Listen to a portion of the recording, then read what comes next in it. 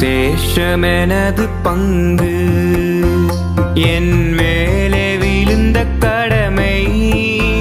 சுவிசேஷம் சொல்லாவிட்டால் ஐயோ ஜனங்கள் அழிந்தே போவார். சுவிசேஷம் சொல்லாவிட்டால் ஐயோ ஜனங்கள் அழிந்தே போவார். கர்த்தருடைய பிள்ளைகள் உங்கள் யாவருக்கும் ஆண்டவராகிய இயேசு கிறிஸ்துவின் நாமத்தினாலே என்னுடைய ஸ்தோத்திரத்தையும் வாழ்த்துதலையும் நான் உங்களுக்கு கூறிக்கொள்கிறேன். இன்றைக்கும் ஆண்டோடைய கிருபையினால இந்த புதிய ஜனங்களுக்காக இந்த ஆராதனை ஆரம்பித்து ஒரு ஆண்டு காலம் நிறைவு பெறுகிற இந்த நல்ல நாளிலே உங்கள் மத்தியிலே நான் வந்திருப்பது எனக்கு மிகுந்த சந்தோஷத்தை உண்டாக்குறது. இன்றைக்கும் இந்த ஆராதனையிலே செய்தி கொடுக்கும்படியாக அழைத்த பாஸ்டருக்கும் பாஸ்டர் அம்மாவுக்கும் உள்ளத்தின் ஆழத்திலிருந்து என்னுடைய நன்றியை கூறிக்கொள்கிறேன். கர்த்தர் உங்களை ஆசீர்வதிப்பாராக. இந்த திருச்சபையும் திருச்சபை மக்களையும் கர்த்தர் ஆசீர்வதித்து கர்த்தர் பெருக செய்வாராக.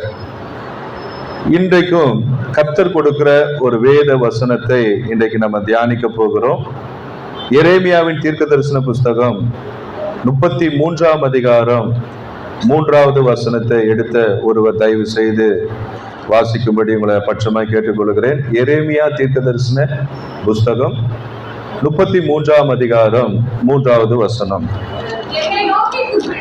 என்னை நோக்கி கூப்பிடு, அப்பொழுது நான் உனக்கு உத்தரவு கொடுத்து நீ அறியாததும் உனக்கு எட்டாததுமான பெரிய காரியங்களை உனக்கு அறிவிப்பேன். ஆமென், அல்லேலூயா. என்னை நோக்கி கூப்பிடு, அப்பொழுது நான் உனக்கு உத்தரவு கொடுத்து நீ அறியாததும் உனக்கு எட்டாததுமான பெரிய காரியங்களை நான் உனக்கு அறிவிப்பேன். இங்க நம்முடைய ஆண்டவராகிய இயேசு கிறிஸ்து சொல்லுகிற ஒரு வார்த்தை என்ன? என்னை நோக்கி கூப்பிடு.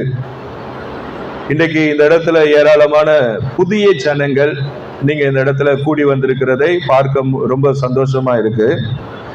இதே போலதான் 1990ஆம் ஆண்டுகளில இதே போல ஒரு திருச்சபையில நாங்கள் குடும்பமாய் போய் ஒரு ஆராதனையில அமர்ந்த அந்த நாட்கள் இன்றைக்கும் என் கண் முன்னாடி வந்து போகிறது.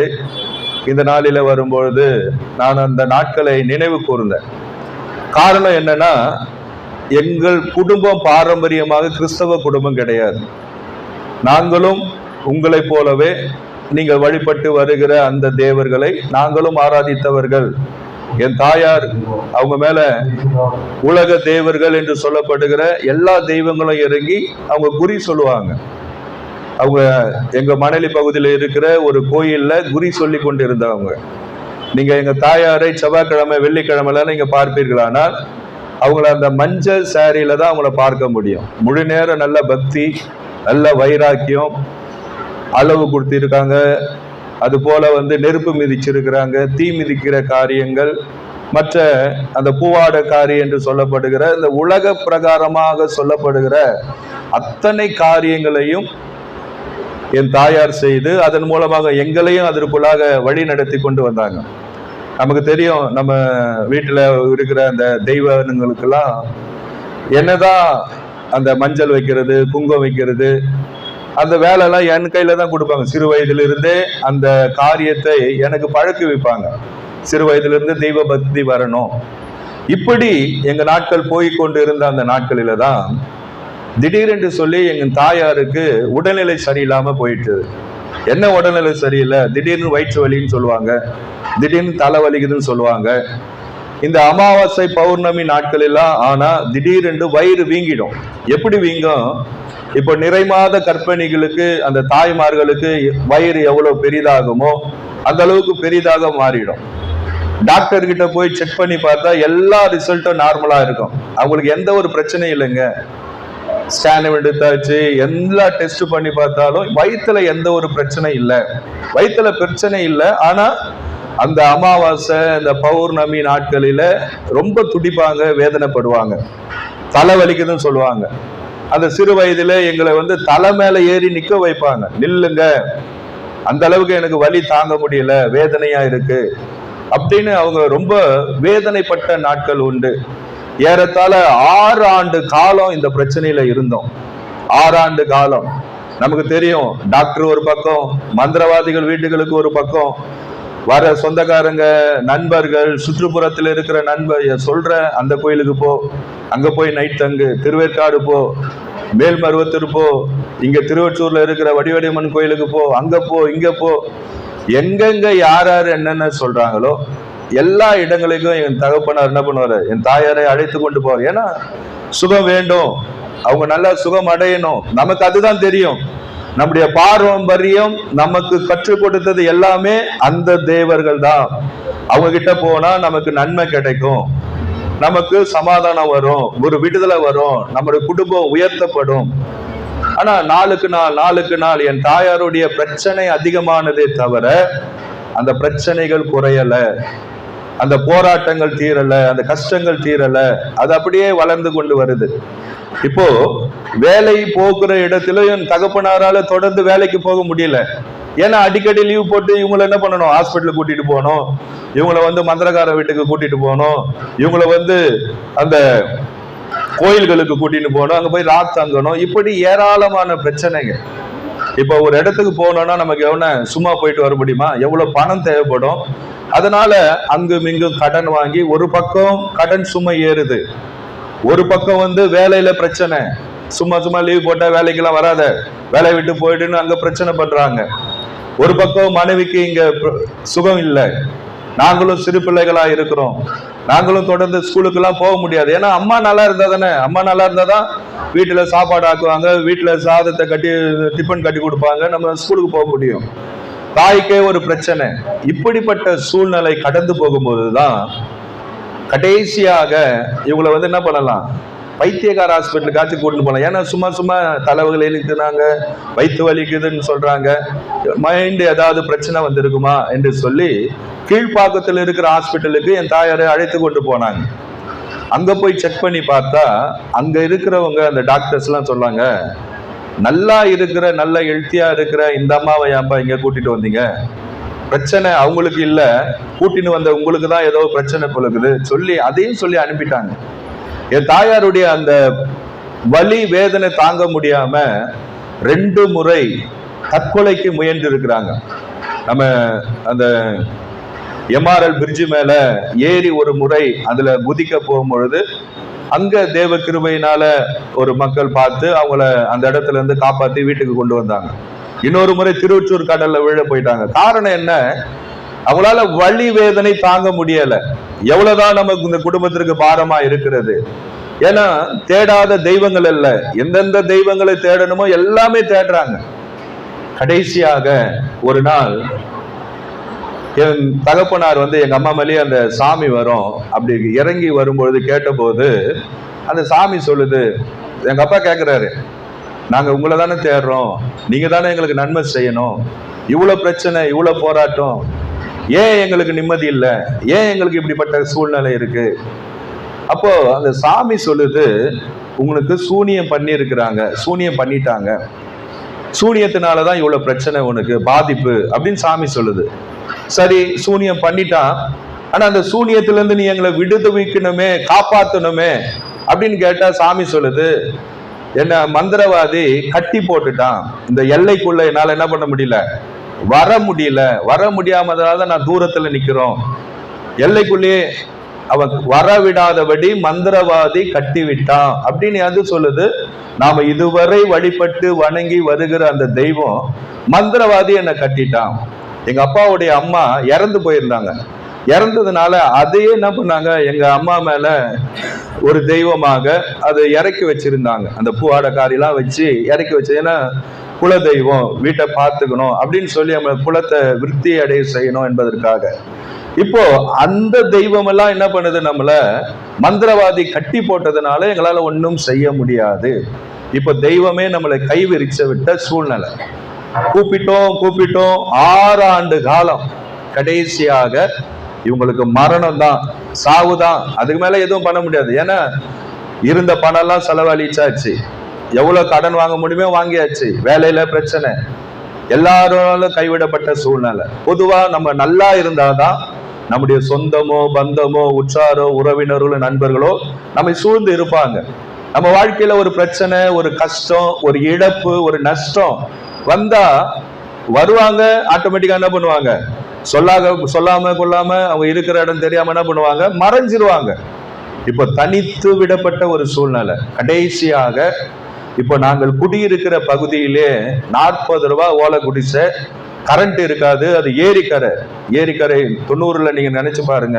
நாங்க ரட்சிக்கப்பட்டது 90வது வருஷம். 84ல இருந்து எங்களுக்கு பிரச்சனை. 96 ஆண்டு காலம் போராட்டம். கடைசியாக சாப்பாட்டுக்கு வழி இல்லாத ஒரு சூழ்நிலை. படுக்க பாய் கிடையாது. இன்னும் எனக்கு நினைவு இருக்கிறது, எங்க வீட்டுல அந்த பாத்திரம், இந்த டீ வாங்க போறீங்களா, போவோம்ல டீ கடையில போய் நம்ம டீ வாங்குவோம். இந்த காலத்துல எல்லாம் மாறிடுச்சு. ஆனா அந்த காலத்துல எல்லாம் டீ கடையில தான் போய் நம்ம என்ன பண்ணுவோம், டீ வாங்கிட்டு வருவோம். அந்த டீ வாங்குறதுக்கு கூட எங்க கிட்ட சொம்பு இருக்காது. எங்க வீட்டுல சொம்பு இருக்காது, அந்த பாத்திரம் தூக்கு இருக்காது. ஹார்லிக்ஸ் பாட்டில் யாரோ ஒருவர் அந்த நமக்கு என்ன பண்ணுவாங்க, அந்த ஹார்லிக்ஸ் பாட்டில் அன்றைக்கு 10 பைசாவோ 4 அந்த ஹார்லிக்ஸ் பாட்டில்ல டீ வாங்கின நாட்கள்லாம் உண்டு. அப்படிப்பட்ட சூழ்நிலையில நாங்க இருந்த போதுதான் இன்னைக்கு இப்போ நீங்க வந்திருக்கிறது போல யாரோ ஒருவர் சொல்லியிருப்பாங்க, உங்களுக்கு நண்பர்கள் சொல்லியிருக்கலாம், உங்க சொந்தக்காரங்க உங்களை வாங்க இந்த ஜப வீட்டுல ஜபம் நடக்குது, அந்த கூட்டம் உங்களுக்கு ஆசீர்வாதமா இருக்கும், வாங்க அழைத்தது போல. எங்க வீட்டு பக்கத்துல குடியிருக்கிற ஒரு அம்மா, அந்த அம்மா எங்க அம்மா கிட்ட சொன்னாங்க, என்ன சொன்னாங்க, நீங்க இவ்வளவு பக்தியா இருக்கிறீங்க, எல்லா இடத்துக்கும் போயிட்டேன்னு சொல்றீங்க, கடைசியாக நீங்க இயேசுநாதர்கிட்ட பாருங்களேன், ஒரு நாள் ஜபத்துக்கு உட்கார்ந்து பாருங்களேன். நீங்க தான் நம்ம தான் அந்த நாட்களில ரொம்ப வைராக்கியமா இருந்தோம்ல, எல்லாமே நமக்கு இதுதானே, நமக்கு முன்னோர்கள் சொல்லி கொடுத்த காரியம் தானே. எங்க அம்மாவோட அப்பாலாம் கோயில்களில அந்த திருவிழா நாட்களில மகாபாரதம், இந்த ராமாயணம் அதெல்லாம் கதை கதையா சொல்றவர். அப்படிப்பட்ட பாரம்பரியத்திலிருந்து வந்தவங்க தான் நாங்க. ஆனா இன்றைக்கு சூழ்நிலை, என் தாய்க்கு மரண கட்டு. இன்னைக்கு யாரு விடுதலை ஆக்குவா? கூப்பிட்ட தெய்வங்கள் எங்களை கைவிட்டது, மந்திரவாதி எங்களை கட்டிட்டான், என்னால முடியாது அப்படின்னு சொல்லிடுச்சு. இப்ப யாரு விடுதலை தருவா என்ற நோக்கத்துல அவங்க அந்த பக்கத்து வீட்டு சகோதரி சொன்னாங்க, ஒரு நாள் பாருங்க, ஒரே ஒரு நாள் பாருங்க. இப்போ அந்த ஒரு நாள் அந்த இடத்துல ஜெபத்துக்கு போன போது, திருவொற்றியூர் பகுதியில யாகமா என்ற ஒரு தாயார் ஊழியம் செஞ்சிருந்தாங்க. இன்னைக்கு கர்த்தருக்குள்ள அவங்க நித்திரை அடைஞ்சிட்டாங்க. அந்த நாட்களில் அங்க ஜபத்துக்கு போனோம். ஆண்டவர் இறங்கி பேசினார். என்ன பேசினாரு, உனக்கு சூனியம் பண்ணி இருக்கிறாங்க, யாரு பண்ணா, எதுக்காக பண்ணா, என்ன நோக்கத்திற்காக அவங்க பண்ணாங்க, எல்லாத்தையும் கர்த்தர் சொல்லிட்டு, நான் உன்னை என்ன பண்ணுவேன், விடுவிப்பேன், நீ 9 வாரங்கள் தொடர்ந்து வா, உனக்கு நான் விடுதலை தருவேன்னு ஆண்டவர் சொன்னார். அன்னைக்கு அந்த தாயார் மூலமாக ஆண்டவருடைய வார்த்தை வந்ததினால அதை விசுவாசித்து என் தாயார் தொடர்ந்து எங்களை குடும்பமாக அந்த இடத்துல என்ன பண்ணோம், போக ஆரம்பித்தோம். ஒவ்வொரு வாரமும் போக போக போக ஆண்டவர் கட்டுகள் எல்லாம் உடைத்து கர்த்தர் ஒரு நல்ல ஒரு விடுதலையை என் தாய்க்கு ஆண்டவர் கட்டளையிட்டார். அந்த நாள் முதற்கொண்டு ஆண்டவருடைய கிருபையினால அந்த வயிற்று வலி அவங்களுக்கு இல்லை, அந்த தலைவலி அவங்களுக்கு இல்லை, அந்த பிரச்சனை ஒன்றும் இல்லாதபடிக்கு கர்த்தர் அவங்களை விடுவித்ததினால நாங்கள் அண்டையில இருந்தே தேவன் இவ்வளவு பெரிய ஆபத்திலிருந்து மரண கட்டிலிருந்து என் தாயர் மீட்டதினால குடும்பமாக நாங்கள் என்ன பண்ணோம், அங்க போக ஆரம்பித்தோம், ஜெபிக்க ஆரம்பித்தோம். கர்த்தருடைய கிருபையினால ஞானஸ்தானம் எடுத்தோம், கர்த்தருடைய வசனத்துக்கு ஒப்பு கொடுத்தோம். இன்றைக்கு ஆண்டவருடைய கிருபையினால ஆண்டவர் என்ன பண்ணார், ஒரு ஊழியத்தை கொடுத்து ஊழியம் செய்து கொண்டு இருக்கும்படியே கர்த்தர் உதவி செஞ்சார். அருமையான கர்த்தருடைய பிள்ளைகளே, இந்த வசனம் சொல்லுது, என்னை நோக்கி கூப்பிடு. இன்றைக்கு ஒருவேளை என்னை போன்ற என் குடும்பத்தை போன்ற பாதிக்கப்பட்ட சூழ்நிலையில நீங்க இருந்து கொண்டு இருக்கலாம். எவ்வளவு பிரயாசப்பட்டும் எவ்வளவு முயற்சி பண்ணி உங்களுடைய வாழ்க்கையில ஒரு முன்னேற முடியாதபடி ஏதோ ஒரு பிரச்சனை உங்களை தொடர்ந்து வந்து கொண்டே இருக்கிறது. எவ்வளவு நீங்க கூப்பிடுறீங்க, பிரயாசப்படுறீங்க, ஆனாலும் உங்களுடைய வாழ்க்கையில அப்படிப்பட்ட பிரச்சனையிலிருந்து மீண்டு வெளியே வர முடியல. யாரையோ கூப்பிடுறீங்க, எந்தெந்த இடத்துக்கோ போனீங்க, ஆனாலும் பதில் வரல, அந்த பிரச்சனைக்கு தீர்வு வரல. இன்னைக்கு இந்த மாலை வேளையில நான் உங்களுக்கு சொல்றேன், ஆண்டவராகிய இயேசு கிறிஸ்துவை நோக்கி கூப்பிடுங்க. அவர் உங்களுக்கு மறு உத்தரவு அருளி செய்கிறது மாத்திரமல்ல, அவர் உங்களை என்ன பண்ணுவாரு, விடுவிக்கிற தெய்வமா இருக்கிறார். கிறிஸ்தவம் என்பது நல்லா புரிந்து கொள்ளுங்க, மதம் கிடையாது. எல்லாரும் மதம் மாத்திரம் யாரையும் மதம் மாற்ற வேண்டிய அவசியம் நமக்கு கிடையாது. யாரையும் மதம் மாத்துறதுனால நமக்கு ஒரு 10 பைசா பிரயோஜனம் கிடையாது. யாருக்காவது ஏதாவது பிரயோஜனமா? எதுக்காக அப்ப கிறிஸ்தவர்கள் சும்மா இயேசு உங்களை நேசிக்கிறாரு, இயேசு உங்களை ரட்சிக்கிறாரு, இயேசு உங்களை விடுவிக்கிறாரு அந்த சொல்றதுக்கு நோக்கம் என்ன? எங்களுக்கு நன்மை செய்தாரு. இப்ப மார்க்கெட்டுக்கு போறீங்க, நீங்க போன அன்றைக்கு நல்ல மீன் ஃப்ரெஷ்ஷா இருக்கு, விலை குறைவா இருக்கு, நீங்க வாங்கிட்டீங்க. இப்ப நீங்க வாங்கிட்டு வீட்டுக்கு வரும்பொழுது நீங்க யார சந்திக்கிறீங்களோ, உங்க நண்பர்களை பாக்குறீங்களோ, உங்க சொந்தக்கார பாக்குறீங்களோ, என்ன சொல்லுவீங்க? நான் மார்க்கெட்டுக்கு போனேன், அந்த மார்க்கெட்ல இன்னைக்கு மீன் நல்லா இருக்கு, ஃப்ரெஷ்ஷா இருக்கு, விலை குறைவா இருக்கு, நீ போய் வாங்கிக்கோ சொல்லுவீங்களா சொல்ல மாட்டீங்களா? இல்ல நான் மட்டும் வாங்கினா போதும், அவங்களெல்லாம் வாங்க வேண்டாம் அப்படி நம்ம வீட்டுக்கு வருவோமா? வீட்டுக்கு வர மாட்டோம். ஏன்னா அது ஒரு மனிதனுடைய இயல்பான சுபாவம் என்ன? நாம ஒரு நன்மை வாங்கிட்டோம், அந்த நன்மையை மற்றவர்களும் அனுபவிக்கணும், மற்றவர்களும் அந்த ஆசீர்வாதத்தை பெற்றுக்கொள்ளணும் என்பதுதான் ஒரு மனிதனுடைய இயல்பு. இப்ப நீங்க ரேஷன் கடைக்கு போயிட்டீங்க, ரேஷன் கடையில போய் அன்னைக்கு நீங்க போன நேரம் கிருஷ்ணால ஊத்துறான், மத்தவங்களுக்கு தெரியல, உடனே என்ன சொல்லுவீங்க? நீங்க வாங்கிட்டு வந்தோன்னா பக்கத்து வீட்டுக்கார கூப்பிட்டு சொல்லுவீங்க, இன்னைக்கு ரேஷன் கடையில என்ன பண்றாங்க, மண்ணெண்ணெய் ஊத்துறாங்க, சீக்கிரம் போங்க. இன்னைக்கு ரேஷன் கடையில என்ன பண்றாங்க, நல்ல அரிசி போடுறான், போட்ட அரிசி நல்லா இருக்கு, சீக்கிரம் போய் வாங்குங்க அப்படின்னு நம்ம சொல்றோம். அது போல இன்னைக்கு பாருங்க, ஒரு சில நேரங்களில செல்போன்ல நாளைக்கு அந்த மின்சாரம் என்ன வரும், அந்த ஒரு நாள் முழுவதும் மின்சாரத்தை என்ன பண்ணுவாங்க, பவர் ஆஃப் பண்ணுவாங்க, சடோன் சொல்லுவாங்க. உடனே நம்ம என்ன பண்றோம், நம்ம மெசேஜ் பார்த்துட்டோம்னா நாளைக்கு சொல்லுவோம், நாளைக்கு சடோன் வரப்போதான், அதனால என்ன பண்ணு, நீ மோட்டர் போட்டு தண்ணி ஏத்திக்கோ அப்படி நம்ம சொல்றோமா சொல்ல மாட்டோமா? சொல்றோம். ஏதாவது வேலை இருந்தா சீக்கிரமா முடிச்சுக்கோ, 9 மணிலாம் என்ன ஆயிடும், பவர் கட் பண்ணுவாங்க நம்ம சொல்றோம். அதேதான் உலக பிரகாரமான காரியத்திற்கு இவ்வளவு நாம மெனக்கெட்டு நம்ம சொல்றோமே. பரலோகம் என்று ஒன்று இருக்கிறது, நம்ம முன்னாடி நடிச்சு காட்டினாங்க சகோதரிகள். பாருங்க, ரட்சிக்கப்பட்டு இருந்தாலும் ஒரு பக்கம் என்ன பண்றாங்க, முழு நேரம் ஆண்டவரை சேவிக்காத உலக பிரகாரமான ஆசா பாசங்களில வாழ்ந்து கொண்டிருக்கிற ஒரு கூட்டம். ஆனா ஒரு பக்கம் உண்மையாய் கர்த்தரை தேடுகிற ஒரு கூட்டம்.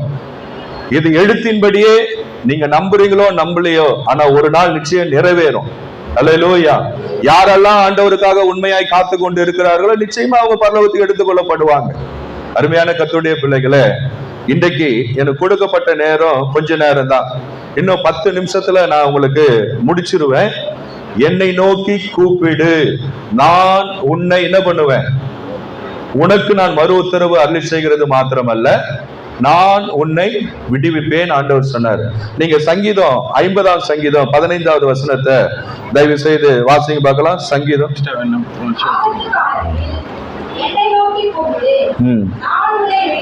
நான் உன்னை விடுவிப்பேன், நீ என்னை என்ன பண்ணுவ, மகிமைப்படுத்துவ. எப்ப கூப்பிடு, ஆபத்து காலத்துல கூப்பிடு, ஆபத்து காலத்துல கூப்பிடு.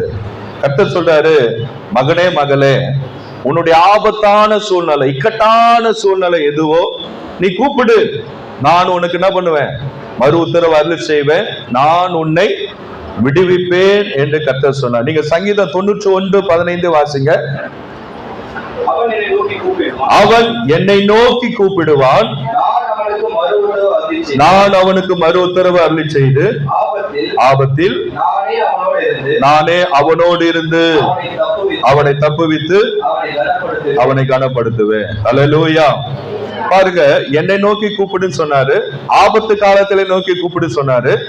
அவன் என்னை நோக்கி கூப்பிடுவான், நான் அவனுக்கு மறு உத்தரவு அருளி செய்து ஆபத்தில் அவனோடு இருந்து அவனை தப்புவிப்பேன் அப்படின்னு ஆண்டவர் சொல்லிட்டாரு. ஆனா நம்ம ஒரே ஒரு காரியத்தை செய்யணும். என்ன தெரியுமா? நீங்க சங்கீதம் 145:18 145:18 தம்மை நோக்கி கூப்பிடுகிற யாவருக்கும் உண்மையாய் தம்மை நோக்கி கூப்பிடுகிற யாவருக்கும் கர்த்தர் எப்படி இருக்கிறாரா? சமீபமாய் இருக்கிறார்.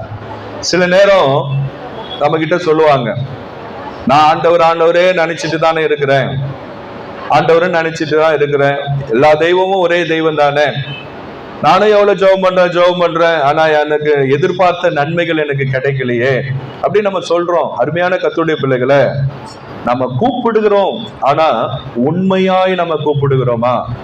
உள்ளத்தின் ஆழத்திலிருந்து உண்மையாக, ஆண்டவரே நீர்தான் உண்மையான தெய்வம், நீர்தான் சர்வ வல்லவர், உம்மால் ஆகாத காரியம் ஒன்றும் இல்லை என்ற அந்த விசுவாசத்தோடு நம்ம ஆண்டவரை நோக்கி கூப்பிட வேண்டும்.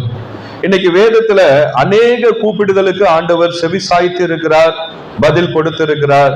நான் வேகமாய் 1-2 காரியத்தை சொல்லி நான் ஜெபிக்க விரும்புறேன். எடுத்த ஒரு வாசிங்க. யாத்ராகமம் புஸ்தகம் 15ஆம் அதிகாரம் 25வது வசனம். யாத்ராகமம் 15ஆம் அதிகாரம் 25வது வசனத்தை மோசே பாருங்க, கர்த்தரை நோக்கி கூப்பிட்டான். அப்பொழுது கர்த்தர் மோசேக்கு ஒரு மரத்தை காண்பித்தார். அதை அவன் தண்ணீரில் போட்டவுடனே அது மதுரமான தண்ணீராயிற்று. இந்த இடத்துல இஸ்ரவேல் ஜனங்கள் எகிப்திலே அடிமைப்பட்டு இருந்த போது கர்த்தர் கிருபையினால அடிமைத்தனத்திலிருந்து அவர்களை கர்த்தர் வெளியே கொண்டு வரார். இப்ப வனாந்தர பாதையிலே அந்த ஜனங்களை வழி நடத்தி போகும் பொழுது வேதம் சொல்லுகிறது, 3 நாட்கள் அவர்களுக்கு சூர் என்ற வனாந்தரத்துல நடக்கும் பொழுது தண்ணீர் இல்லை. அவங்களுக்கு தண்ணீர் இல்லாமலே 3 நாட்களாக அவங்க நடந்து கொண்டு வராங்க. ஏன்னா அது ஒரு வனாந்தரமான ஒரு பாதை, தண்ணீர் இல்லை. ஆனா ஒரு குறிப்பிட்ட இடத்துல வந்த போது தண்ணீரை பாக்குறாங்க. கொஞ்சம் யோசித்து பாருங்க, 3 நாட்களால் தண்ணீர் இல்லை. ஆனா திடீர்னு ஒரு இடத்துல பார்க்கும்போது திரளான தண்ணீர் இருக்கு. தண்ணீரை கண்டோன்னா ரொம்ப சந்தோஷம். தண்ணீர் இருக்கு, நம்முடைய தாகத்தை தீர்த்து கொள்ளலாம் என்று சொல்லி அந்த இடத்துல ஓடி போய் அந்த தண்ணீரை அள்ளி பருகும் பொழுது பார்த்தா அந்த தண்ணீர் எப்படிப்பட்ட தண்ணீரா இருந்ததுதான்? கசப்பா இருந்தது. எப்படிப்பட்ட தண்ணீர்? கசப்பு நிறைந்த தண்ணீர். வாயில வைக்க முடியல. உடனே என்ன பண்ணுவாங்க? துப்பிடுவாங்க. சில நேரங்களில் பாருங்க, நம்ம கூட தாகம் எடுக்குதுன்னு சொல்லி எங்கேயாவது தண்ணீர் வாங்கி குடித்தா அந்த தண்ணீர் துவர்ப்பா இருக்கும். அதை குடிக்க முடியாத ஒரு சூழ்நிலையில அந்த தண்ணீர் இருக்கும். அந்த நேரம் நம்ம உடனே என்ன பண்ணுவோம்? துப்பிடுவோம். தண்ணி நல்லா இல்லையே, குடிக்கிற மாதிரி இல்லையே. ஏன்னா இன்னைக்கு நிறைய இடங்களில என்ன ஆயிடுச்சு, 100% எல்லா வீடுகளிலும் இன்னைக்கு கேன் தண்ணீர் வந்துடுச்சு. அதனால எல்லாரும் இந்த தண்ணி குடிச்சு பழகிட்டாங்க. ஆனா அந்த நாட்களில நம்ம கிணற்று தண்ணீரை குடிப்போம், இந்த போர் வாட்டரை குடிப்போம், அந்த ரோட்டோரங்கள் அந்த கொண்டு வருகிற அந்த டேங்க்ல இருக்கிற தண்ணீரெல்லாம் நம்ம குடித்த நாட்கள் உண்டு. ஆனா இன்னைக்கு எல்லாமே மாறிடுச்சு. அன்றைக்கு அவங்களுக்கு தண்ணீர் அத்தியாவசியமா, நமக்கு தெரியும் தண்ணீர் என்பது அத்தியாவசியமான தேவை. தண்ணீர் இல்லாம ஒரு மனிதனால உயிர் வாழவே முடியாது. தண்ணீர் தேவை. சாப்பாடு இல்லாவிட்டாலும் குறைந்தபட்சம் 1 வாரம் 10 நாள் நம்ம என்ன பண்ணலாம், எப்படியாவது நம்ம உயிர் வாழ்ந்து விடலாம். ஆனா தண்ணீர் இல்லாமல் நம்மளால அதிக நாட்கள் உயிர் வாழ முடியாது. தண்ணீர் அத்தியாவசியம். ஆனா இந்த இடத்துல தண்ணீர் அவங்களுக்கு இல்லாததினால அவங்க தேவனை நோக்கி முறையிட்ட போது வசனம் சொல்லுகிறது, மோசே கர்த்தரை நோக்கி கூப்பிட்டான். கர்த்தர் என்ன பண்ணாரு? ஒரு மரத்தை அவனுக்கு காண்பித்தாராம். அந்த மரத்தை கொண்டு அந்த தண்ணீரில போடுறாங்க. அந்த தண்ணீரில இருக்கிற அந்த கசப்பை எல்லாம் அந்த மரம் உரிந்து கொள்ளுகிறது. இப்போ அந்த தண்ணீர் மதுரமாக மாறினது என்று சொல்லி நம்ம பார்க்கிறோம். அந்த நாட்களிலே கிணற்றுல பாருங்க, சில வீடுகளில என்ன பண்ணுவாங்க, கசப்பு துவர்ப்பான தண்ணீர் இருந்தா இது போல ஒரு மரக்கிளைகளை வெட்டி அந்த நாட்களில போடுவாங்க. போட்டா அந்த தண்ணீர் எல்லாம் என்ன பண்ணும், கொஞ்சம் அந்த கசப்பெல்லாம் துவர்ப்பெல்லாம் அந்த மரம் எடுத்துக்கொள்ளும் என்று முன்னோர்கள் எல்லாம் சொல்லி நம்ம பார்த்து இருக்கிறோம். நம்ம வீடுகளில அதை செஞ்சு இருக்கிறோம். அதே போலதான் அந்த நாட்களில ஆண்டவர் ஒரு மரத்தை காண்பித்தார். அந்த மரத்தை வெட்டி அந்த இடத்துல போட்ட போது, அந்த தண்ணீரிலே போட்ட போது அந்த கசப்பெல்லாம் அந்த மரம் உரிந்து கொண்டது. அதே போலதான் அருமையான கர்த்தருடைய பிள்ளைகளே, தண்ணீரை போல உங்களுடைய வாழ்க்கையிலும் உங்க குடும்ப வாழ்க்கையிலும் ஒரு அத்தியாவசியமான தேவை இருக்கு. இப்ப நமக்கு ஒரு வேலை ஒரு அத்தியாவசியமான தேவை. வேலை இல்லைன்னா நமக்கு வருமானம் வராது. வருமானம் இல்லைன்னா குடும்பத்தை நடத்த முடியாது. வேலை ஒரு அத்தியாவசியமான ஒரு தேவை. அதே போல பிள்ளைகளுடைய திருமண காரியம் ஒரு அத்தியாவசியமான தேவை. பிள்ளைகள் வளர்ந்து ஆளாயிட்டாலும் என்ன வருவாங்க, பிள்ளைகளுக்கு என்ன வயசாகுது, பையனுக்கு என்ன வயசாகுது, பெண் பிள்ளைக்கு என்ன வயசாகுது, 20 ஆயிடுச்சு, 25 ஆகுது, உன்னை கல்யாணம் பண்ணலையா, அடுத்த வார்த்தை அப்படியே வந்து கொண்டே இருக்கும். திருமணம் என்பது ஒரு அத்தியாவசியமான தேவை. பிள்ளைகளுக்கு திருமண காலத்துல ஏற்ற வேலையில அவங்க வாழ்க்கையில திருமணம் நடக்கணும். அது மாத்திரமல்ல, திருமணம் முடிஞ்சா அடுத்தது உடனே என்ன வரும், குழந்தை இல்லையா, திருமணமாகி 6 மாசம் ஆகுது, நல்ல விசேஷம் இல்லையா, நல்ல செய்தி இல்லையா, 1 வருஷம் ஆயிடுச்சு, 2 வருஷம் ஆயிடுச்சு, குழந்தை பாக்கியம் இல்லையா என்று போகிற இடமெல்லாம் இதெல்லாம் நம்ம கடந்து போக முடியாது. நம்முடைய வாழ்க்கையில இந்த கேள்விகளுக்கெல்லாம் நம்ம என்ன பண்ணணும், பதில் சொல்லிக் கொண்டே இருக்க வேண்டிய சூழ்நிலையில நம்ம கடந்து போய் கொண்டு இருக்கிறோம். இது ஒரு கசப்பான ஒரு வாழ்க்கை. இது நல்ல வாழ்க்கை, நல்ல ஏற்ற வேலையில வேலை கிடைக்கல, படிச்சு முடிச்சுட்டாங்க, வேலை கிடைக்கலன்னா சந்தோஷம் இருக்குமா? படிக்கணும் படிக்க வச்சுட்டோம், ஆனா அடுத்தது என்ன வேணும், அந்த பிள்ளைகளுக்கு நல்ல இடத்துல வேலை கிடைக்கணும், நல்ல ஆபீஸ்ல வேலை கிடைக்கணும், ஆனா வேலை கிடைக்கல. அடுத்த காரியம் என்ன, பிள்ளைகளுக்கு திருமண காரியம் முடிக்கணும், அடுத்தது என்ன, உங்களுக்கு குழந்தை பிறக்கணும், நல்ல ஒரு வீடு வாங்கணும். இன்னைக்கு ஏராளமான காரியங்கள் நமக்கு இருக்கு. ஆனால் என்ன இல்ல, அந்த கிடைச்சதும் நமக்கு ஒரு ஆசீர்வாதமான இல்லாத ஒரு சூழ்நிலையில நம்ம இருக்கிறோம். அருமையான கர்த்தருடைய பிள்ளைகளே, அன்றைக்கு ஆண்டவர் மோசேக்கு ஒரு மரத்தை காண்பித்தது போல இந்த மாலை வேளையில இந்த ஆராதனைக்கு கூடி வந்திருக்கிற உங்களுக்கு நாங்களும் ஒரு மரத்தை காண்பிக்கிறோம். அது என்ன மரம்? சிலுவை மரம். ஆண்டவராகிய இயேசு கிறிஸ்து அந்த சிலுவையில நமக்காக என்ன பண்ணியிருக்கிறாரு? மரித்திருக்கிறார். அவர் நம்முடைய துக்கங்களை, பாடுகளை, வேதனையை, வியாதியை, பலவீனத்தில எல்லாவற்றையும் அவர் ஏற்றுக்கொண்டிருக்கிறார். அவர் சிலுவை மரத்தில அவர் நமக்காக தொங்கிக் கொண்டிருக்கிறார். அன்றைக்கு மோசேக்கு அந்த மரத்தை காண்பித்த போது அதை கொண்டு வந்து தண்ணியில அவங்க போட்டது போல இன்றைக்கும் சிலுவையிலே மரித்த ஆண்டவராகிய இயேசு கிறிஸ்துவை உங்களுடைய வாழ்க்கையில, உங்களுடைய இருதயத்திலே அவருக்கு ஒரு இடத்தை அவர் உங்களுக்குள்ள வந்து கிரியேட் செய்யும்படியாக நீங்க இடம் கொடுப்பீர்களானால் கர்த்தர் உங்கள் வாழ்க்கையில இருக்கிற கசப்பு நிறைந்த அந்த வாழ்க்கையை தேவன் மதுரமாக என்ன பண்ணுவார்? அவர் மாற்ற வல்லவரும் உள்ள தேவனாய் இருக்கிறார். உங்க வாழ்க்கையில எது கசப்பு நிறைந்திருக்கு? வியாதியா, பலவீனமா, கடன் பிரச்சனையா, இல்ல வீடுகளில தீராத சண்டை, எப்ப பார்த்தாலும் சண்டை, குடி பழக்கத்திற்கு கணவர் அடிமையானது நிமித்தமாக, பிள்ளைகள் அடிமையானது நிமித்தமாக இன்றைக்கு இந்த சமுதாயத்தை பாருங்க, சின்ன சின்ன வயதுகளில அந்த குடி பழக்கத்திற்கு பிள்ளைகள் அடிமையாகி என்ன பண்றாங்க? அநேக குடும்பங்களில பிள்ளைகள் கன்னியா இருக்கிறாங்க. போதை பழக்க வழக்கங்களுக்கு அவங்க ஆட்கொள்ளப்பட்டு எல்லா குடும்பங்களில பெற்றோர்கள், தாயும் தகப்பனும் கண்ணீர் வடிக்கிறாங்க, வேதனைப்படுறாங்க. இந்த பிள்ளைகள் இப்படி தீய வழியிலே சிறு வயதிலிருந்து இப்படி கெட்ட வழிகளிலே போகிறார்களே என்று சொல்லி ஒவ்வொரு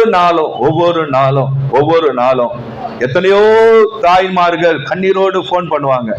அவங்களுக்கு பயம், இன்னைக்கு என்ன பண்ணிட்டு வருவானோ.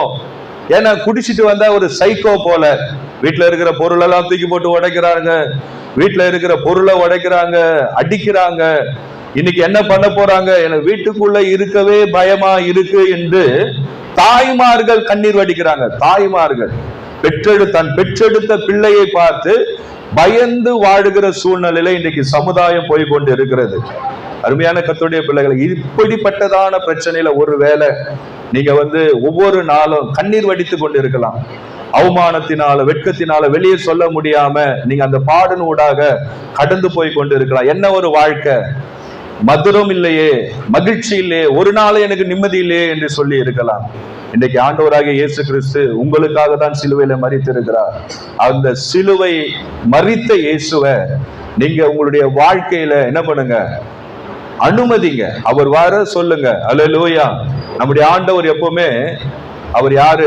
ஜென்டில் மேன் என்று சொல்லுவோம். ஏன்னா வேதம் சொல்லுகிறது, இதோ வாசற்படியில் நின்று நான் கதவை தட்டுகிறேன், ஒருவன் என் சத்தத்தை கேட்டு கதவை திறந்தால் நான் அவனிடத்துல என்ன பண்ணுவேன்? பிரவேசித்து அவனோடு நான் போஜனம் பண்ணுவேன். கதவை தட்டுகிறேன். ஆண்டவர் என்ன பண்ணுவார்? கதவை தட்டுவார். நம்ம அந்த சத்தத்தை கேட்டு கதவை திறக்கணும். இப்ப நீங்க கூடி வந்திருக்கிறீங்க, எத்தனையோ தடவை நம்ம என்ன பண்ணுவோம்? அவனுக்கு பேய் பிடிச்சிருச்சு, முனி பிடிச்சிருச்சு, அவனுக்கு என்ன பிடிச்சது? அந்த ஜடாமுனி பிடிச்சிருச்சு, அந்த சுடுகாடு பக்கமா போகும்போது மல்லிகைப்பூ வச்சுட்டு போகும்போது இந்த கறியை எடுத்துட்டு போகும்போது பின்னாடியே வந்துருச்சு, அதெல்லாம் சொல்லி கேட்டிருப்பீங்க.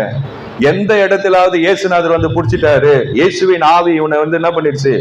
பிடிச்சிச்சு, அப்படி ஏதாவது சொல்லி கேள்விப்பட்டிருக்கிறீங்களா? பாரம்பரியமாவே உங்களுடைய தாத்தா, முன்னோர்கள் யாராவது நம்ம சொல்லி கேள்விப்பட்டிருக்கோம். கொஞ்சம் யோசித்து பாருங்க. யாராவது இயேசுநாதர் பிடிச்சிங்க ஆட்டிட்டு இருக்கிறாரு, இந்த இயேசுநாதர் ஆவி என்ன பண்ணணும்? துரத்தணும், அப்படி ஏதாவது இருக்கா? இயேசுநாதர் யாரையே பிடிக்கிறவர் அல்ல, அவர் தட்டுகிறவர். அல்லேலூயா. எது திறந்திருந்தா உள்ள வரும்? நம்ம சொல்லுவாங்க திறந்த வீட்டுல நாய் நுழையிற மாதிரி புல்லா வந்து போகுது அப்படின்னு சொல்லுவாங்க. அது ஆனா இயேசுநாதர் திறந்து விட்டு வச்சிருந்தா உள்ள நுழைஞ்சு அப்படி இப்படி வரதில்லை. அது திருடன் தான் அப்படி வருவான். எங்க திறந்து இருக்கு, நம்ம ஏதாவது பொருள் என்ன பண்ணலாம், எடுத்துட்டு போலாமா? ஆனா நம்ம வீட்டுக்கு வர விருந்தாளிகள் கெஸ்ட் எப்படி பண்ணுவாங்க, வெளியே நின்னே கதவு தட்டுவாங்க, காலிங் பெல் அமுக்குவாங்க. அவங்க யாரு? நம்முடைய சொந்தக்காரங்க, நம்முடைய நண்பர்கள். அவங்க என்ன பண்ணுவாங்க, வெளியே நின்று தட்டுவாங்க, தட்டிட்டு டீசெண்டா என்ன பண்ணுவாங்க, உள்ள வருவாங்க. அதே போலதான் ஆண்டவராக இயேசு. நான் உள்ள வந்து உட்கார்ந்துட்டேன்னு இயேசுநாதர் வந்து தெரியாம வந்து உள்ள உட்கார்ந்துருவாரு, அப்படிலாம் வந்து உட்கார மாட்டாரு, அப்படிலாம் உங்களை பிடிக்க மாட்டாரு. தயவு செய்து நீங்க யாரும் பயப்பட வேண்டாம். அவர் தட்டுவார், உங்க இருதயத்தை என்ன பண்ணுவாரு, தட்டுவார். எப்படி தட்டுவாரு?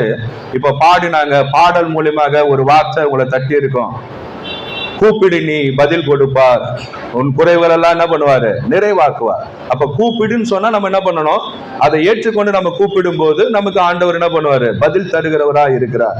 அருமையான கர்த்தருடைய பிள்ளைகளே, முதலாவது உங்க வாழ்க்கையில இருக்கிற கசப்புகள் மாறணுமா, ஆண்டவராக இயேசு என்ன பண்ணுங்க, நோக்கி கூப்பிடுங்க.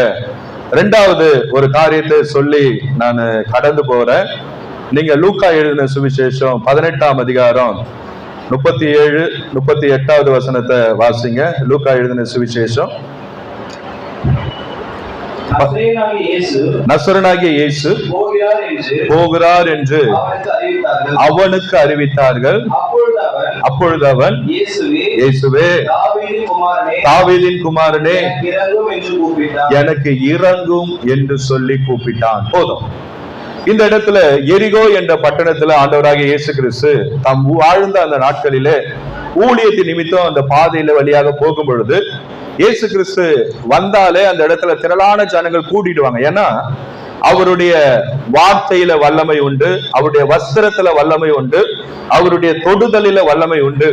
அதனால இயேசுவனுடைய பார்வை நம்ம மேல விழாதா, இயேசுவனுடைய வஸ்திரத்தை நம்ம மேல படாதா, இயேசுடைய கரம் நம்ம தொடாதா என்று சொல்லி இயேசு கிறிஸ்து போகிற இடமெல்லாம் ஏராளமான ஜனங்கள் கூடி வருவாங்க. அப்படிதான் ஆண்டவர் அந்த இடத்துல அந்த பாதை வழியாய் கடந்து போகும்போது ஒரு குருடன் வழி அருகே உட்கார்ந்து அந்த இடத்துல பிச்சை கேட்டு கொண்டு இருக்கிறான். அப்படி கேட்டுக்கொண்டு இருக்கிறவன் திடீரென்று சொல்லி திரளான ஜனங்களுடைய சத்தத்தை அவன் கேட்கிறான். என்ன திடீர்னு இவ்வளவு சத்தம் வருது, என்ன நடக்குது இந்த இடத்துல? அப்படி விசாரிக்கும் பொழுது அவனுக்கு சொல்லப்பட்ட வார்த்தை, இந்த பகுதியாக நசரனாகிய இயேசு வருகிறார் என்று அவனுக்கு சொல்லப்பட்டது. இந்த ஒரு வார்த்தை தான், நசரனாகிய இயேசு வருகிறார் என்ற வார்த்தை தான் அவனுக்கு கேட்டான். பாருங்க, உடனே அவன் கத்த ஆரம்பிச்சானா, நசரனாகிய இயேசுவே எனக்கு இறங்கும், தாவீதின் குமாரனே எனக்கு இறங்கும் என்று அவன் என்ன பண்ணானா, கூப்பிட தொடங்கினான். என்ன தொடங்கினான்? கூப்பிட தொடங்கினான். பாருங்க, அவனுக்கு கண் பார்வை இல்ல, யாரோ ஒருவர் மூலமாக ஆண்டவருடைய அற்புதத்தை அவன் கேள்விப்பட்டிருக்கிறான். ஏன்னா அவன் கண்ணால காணல, அவன் குருடன். இயேசு வந்து எத்தனையோ வியாதியஸ்தரை குணமாக்கி இருக்கிறாரு, குஷ்டரோகியை தொட்டு சுகமாக்கி இருக்கிறாரு, அது அவன் பார்த்தது இல்ல. அதே போல சப்பானி ஆண்டவர் நடக்க வச்சிருக்கிறாரு, சூம்பின கையை உடைய ஒரு மனுஷனை ஆண்டவர் குணமாக்கி இருக்கிறாரு.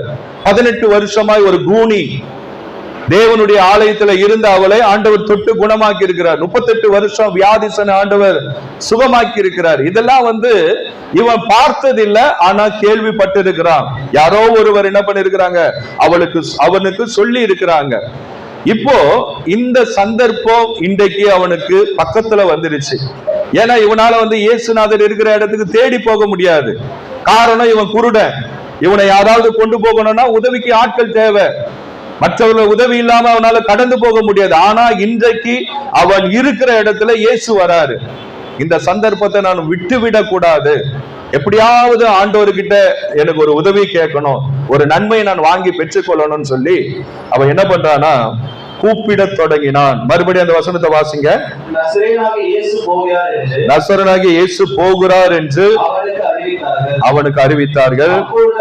அப்பொழுது அவன், இயேசுவே தாவீதின் குமாரனே கூப்பிட்டான். எனக்கு இறங்கும் என்று சொல்லி அவன் கூப்பிட்டான். 38வது வசனம் முன் நடப்பவர்கள் பாருங்க, அவன் கூப்பிட தொடங்கின உடனே முன் நடப்பார்கள் அவன் பேசாமல் இருக்கும்படி பாருங்க, அவனை பேசாமல் இருக்கும்படி அவனை என்ன பண்ணாங்க? அதட்டினார். அதட்டினார்கள். அவனோ தாவீதின் குமாரனே, தாவீதின் குமாரனே இறங்கும் என்று எனக்கு இறங்கும் என்று மிகவும் அதிகமாய் கூப்பிட்டான். அதிகமாய் கூப்பிட்டான். இவன் வயிற்று வலி, உனக்கு கண் பார்வை தெரியல, இவனுக்கு பிரச்சனை தீரணும்னு ஆண்டவரேன்னு கூப்பிடுறான். ஆனா முன்ன நடக்கிறவங்க போறவங்க வரவங்க என்ன பண்றாங்களா? அவனை அதட்டினார்கள், அவனை அதட்டுறாங்க. பேசாம இரு, சும்மா இரு, ஏன் சத்தம் போடுற? இதுலயே அந்த மார்க்ல வாசிக்கும் போது இன்னும் அதிகம் நல்லா இருக்கும் பாருங்க. மார்க் 10:48 வாசிக்கும் பார்க்கலாம். மார்க் 10ஆம் அதிகாரம் 48வது வசனம். அவன் பேசாது இருக்கும்படி அவன் பேசாது இருக்கும்படி அநேகர் பாருங்க, இந்த இடத்துல முன் நடப்பவர்கள் அதட்டுனாங்க, அங்க அநேகர் அதட்டுறாங்க, அநேகர் அதட்டுறாங்க. அருமையானவர்களே, இன்றைக்கும் கூட இந்த குருடனை போல ஒரு எதிர்காலம் குறித்து, இந்த குருடன் என்று சொல்லும் பொழுது எழுத்தின்படியே நம்ம குருடர் இல்லை, ஆண்டவருடைய கிருபையினால நமக்கு நல்ல பார்வை தெரியுது. ஆனா நம்முடைய எதிர்காலத்தை குறித்த ஒரு என்ன இருக்கு, தெளிவான ஒரு பார்வை இல்லை நமக்கு. நமக்கு என்ன பண்ணுவோம்? நம்ம எதிர்காலத்தை கணிக்க வேண்டுமென்றால் நமக்கு தெரிஞ்ச வழி என்ன? உடனே ஜோசியக்காரர்கிட்ட போவோம், நம்ம ஜாதகத்தை கொண்டு போய் கொடுப்போம். அவர் என்ன பண்ணுவாரு? ஜோசியத்தை அதை பார்த்துட்டு கணித்துட்டு, உனக்கு இந்த பிரச்சனை இருக்கு, உனக்கு 7:30 தொடங்குது, உனக்கு அது வருது, குரு இங்க இருந்து அங்க போறாரு, அந்த வீட்டுல இருந்து இந்த வீட்டுக்கு வராரு, அதனால கொஞ்ச நாள் உனக்கு இப்படி இருக்கும் அப்படி இருக்கும் அப்படி என்ன பண்ணுவாங்க? அவங்க சொல்லுவாங்க. ஆனா இந்த இடத்துல தேவனுடைய பிள்ளைகளை நாம ஆண்டவரை நோக்கி நீங்க கூப்பிடும் பொழுது உங்களுடைய எதிர்காலம் குறித்து கர்த்தர் உங்களுக்கு என்ன பண்ணுவாரு? வெளிப்படுத்துகிறவரா இருக்கிறார். அநேகர் அவனை அதட்டினார்கள். அவன் இயேசுவை கூப்பிடும் போது அநேகர் அதட்டினார்கள். அதே போல இன்றைக்கு நீங்க இயேசுநாதர் தேடி வந்திருக்கிறீங்க, உங்களையும் அநேகர் என்ன பண்ணுவாங்க? அதட்டுவாங்க. உங்க வீட்டில் இருக்கிறவங்க அதட்டுவாங்க, உங்க சொந்தக்காரங்க வந்து அதட்டுவாங்க, உங்களுடைய நண்பர்கள் அதட்டுவாங்க. நீங்க சொல்லுவீங்க, அந்த ஜப வீட்டுக்கு போயிட்டு வந்தங்க, நல்லா பாடினாங்க, அந்த இடத்துல போனா கொஞ்சம் சமாதானமா இருக்கு. உடனே அவங்க சொல்லுவாங்க, நம்ம குலம் என்ன, நம்ம கோத்திரம் என்ன, நம்ம என்ன பாரம்பரியம், நீ வந்து ஏன் அங்க போற, அதெல்லாம் வெளிநாட்டு சாமி, அங்கெல்லாம் போகக்கூடாது அப்படின்னு சொல்லி நம்ம என்ன பண்ணுவாங்க? அதட்டுவாங்க. ஒன்னு நல்லா புரிந்து கொள்ளுங்க, எங்களையும் அன்றைக்கு அதட்டினார்கள். 6 ஆண்டு காலம் என் தாயார் கஷ்டப்படும் போது, வேதனைப்படும் போது உடன் நிற்க யாரும் இல்லை. ஆனா சர்ச்சுக்கு போறாங்க, அவங்களுக்கு மானம் போதான், இவங்க சர்ச்சுக்கு போறதுனால மானம் போகுது அப்படின்ட்டு நீங்க எல்லாம் எங்க வீட்டுக்கெல்லாம் வரக்கூடாது, செய்யக்கூடாது அப்படின்னு சொல்லி அந்த நாட்களில எங்களுக்கு கட்டுப்பாடெல்லாம் விதிச்சாங்க.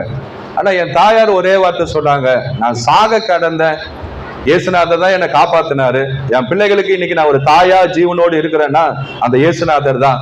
நீங்க என்னை ஏற்றுக்கொள்வீங்களோ இல்லையோ, ஆனா நான் இயேசுநாதர் என்ன பண்ண மாட்டேன், விட மாட்டேன், எனக்கு இயேசுநாதர் தான் வேணும் என்று என் தாயார் அன்றைக்கு உறுதியா நின்னாங்க, உறுதியா நின்னாங்க. அதே போல அருமையானவர்களே, இன்றைக்கும் நாம ஆண்டவரை தேடி நம்முடைய வாழ்க்கையில ஒரு நிம்மதி வேணும், சமாதானம் வேணும், ஒரு சந்தோஷம் வேணும், நமக்கு இருக்கிற பிரச்சனைகள் தீரணும் என்று சொல்லி நம்ம ஆண்டவரை நோக்கி கூப்பிடும் போகும்போது இப்படிப்பட்டதான அதட்டுதல் நமக்கு வரும், அதட்டுதல் வரும். அப்படி அதட்டுறாங்களே, நம்மள போக கூடாதுன்னு சொல்றாங்களே அப்படின்னு சொல்லிட்டு நம்ம தயங்கி நம்ம ஆண்டவரை தேடாம கூப்பிடாம நம்ம நின்று விட்டோமானால் நமக்கு மறுபடியும் என்ன பண்ண, இது இப்படிப்பட்டதான ஒரு சந்தர்ப்பம் நம்முடைய வாழ்க்கையில கிடைக்கவே கிடைக்காது. இன்னைக்கு யாரோ ஒருவர் மூலமாக நீங்க இந்த இடத்துக்கு வந்தது ஒரு நோக்கம், உங்க வாழ்க்கையில ஆண்டவர் அற்புதம் செய்கிற வேலை வந்து விட்டது. கர்த்தர் உங்க வாழ்க்கையில ஒரு நன்மையான காரியங்களை கர்த்தர் செய்ய போகிறார். உங்களுக்கு வேண்டிய விடுதலை கர்த்தர் கொடுக்க போகிறார். உங்க ஜெபங்கள் கேட்கப்படுகிற காலம் உங்களுக்கு கைகூடி வந்து விட்டது. உங்க அருகிலே தேவன் வைத்திருக்கிற நன்மை உங்க பக்கத்திலே இருக்கு, உங்க பக்கத்திலே இருக்கு. மற்றவர்கள் அதட்டுகிறதுனால சொல்லுகிறதுனால அந்த மனுஷ சத்தத்துக்கு நீங்க செவி சாய்த்து நீங்க இந்த இடத்துல அப்படியே தயங்கி நின்று விடுவீர்களானால், அருமையானவர்களே, கடைசி வரை நம்ம அந்த பிரச்சனையிலே இருந்து நம்முடைய ஓட்டத்தை ஓடி முடிக்க வேண்டியதுதான். இவனை பாருங்க, அநேகர் அவனை அதட்டினார்கள். அந்த லூக்கா 18 அந்த 38வது வசனத்தை வாசிங்க. முன் நடப்பவர்கள் அவன் பேசாமல் இருக்கும்படி அவனை அதட்டினார்கள். அவனோ தாவீதின் குமாரனே, பாருங்க நல்லா கவனிங்க, அவனோ தாவீதின் குமாரனே எனக்கு இறங்கும் என்று மிகவும் அதிகமாய் கூப்பிட்டான், மிகவும் அதிகமாய் அதிகமாய் கூப்பிட்டான். எப்படி கூப்பிட்டானா? எவ்வளவு அதட்டுறாங்களோ அவங்களை விட இன்னும் என்ன பண்றான், அதிகமா தான் கூப்பிட்டான். ஐயோ அவங்களுக்கு தெரியாம கூப்பிடணும், சத்தம் போடக்கூடாது சொல்றாங்களே, மெதுவா கூப்பிடலாமா அப்படின்னு எல்லாம் இல்ல. ஏன்னா இயேசுவே, திரளான ஜனங்கள் இருக்கிறாங்க, அவங்க நடுவுல இயேசு போறாரு, அவர் காதுல அந்த சத்தம் விழணும். அதனால அவன் என்ன பண்றான், சத்தத்தை உயர்த்தி, நீங்க எதனா நீங்க கத்தி கொள்ளுங்க, என்னை அதட்டுங்க, ஆனா இந்த சந்தர்ப்பத்தை மாத்திரம் நான் விடவே மாட்டேன் என்று சொல்லி அவன் அதிக சத்தமாய் கூப்பிட்டான். இப்ப 40வது வசனம், இயேசு நின்று அவனை தம்மிடத்திலே கொண்டு வரும்படி சொன்னார். அவன் கிட்ட வந்த போது அவர் அவனை நோக்கி, நான் உனக்கு என்ன செய்ய வேண்டும் என்று இருக்கிறாய் என்று கேட்டார். அதற்கு அவன், ஆண்டவரே, நான் பார்வை அடைய வேண்டும். அவன் என்ன கேட்டான், நான் பார்வை அடையணும் ஆண்டவரே.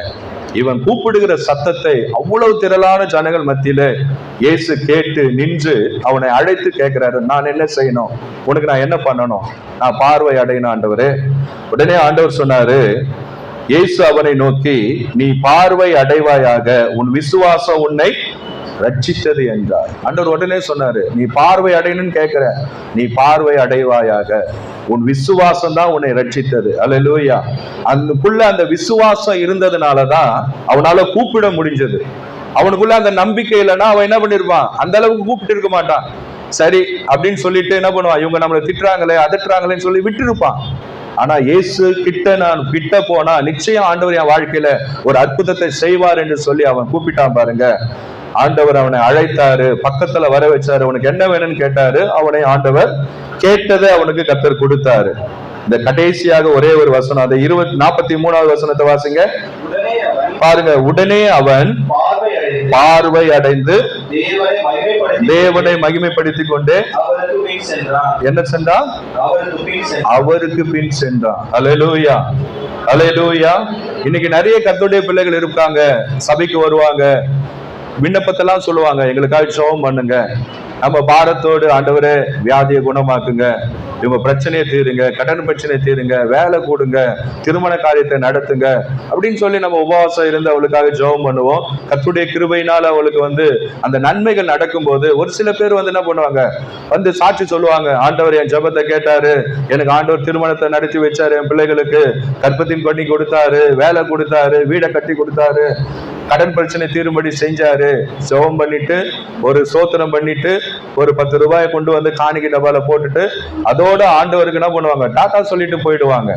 ஆனா இந்த குருடன் பாருங்க, சுகம் கொடுத்த தேவனுக்கு அவன் என்ன பண்றான், மகிமை செலுத்தி கொண்டே அவருக்கு பின் சென்றான். அல்லேலூயா.